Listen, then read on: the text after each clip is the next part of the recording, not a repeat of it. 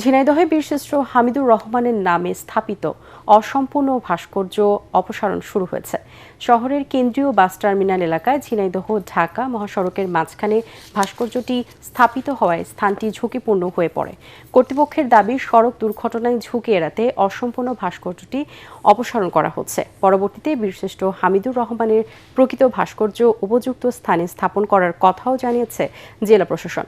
স্থানীয়রা জানান, 2017 সালের 26 মার্চ তৎকালীন জেলা প্রশাসক ও পৌরসভার মেয়র ভাস্কর্যের ভিত্তিপ্রস্তর স্থাপন করেন। পরে নির্মাণাধীন অবস্থায় থমকে যায় ভাস্কর্য তৈরির পুরো প্রক্রিয়া। কুষ্টিয়া যশোর মহাসড়ক ও ঝিনাইদহ ঢাকা মহাসড়কের মাঝখানে নির্মাণ করা হয় ভাস্কর্যের বেদি, যার উচ্চতা ছিল প্রায় 6.5 ফুট। অতিরিক্ত উঁচু বেদি হওয়ায় মহাসড়কের ইন্টারসেকশনে একের পর এক ঘটে দুর্ঘটনা।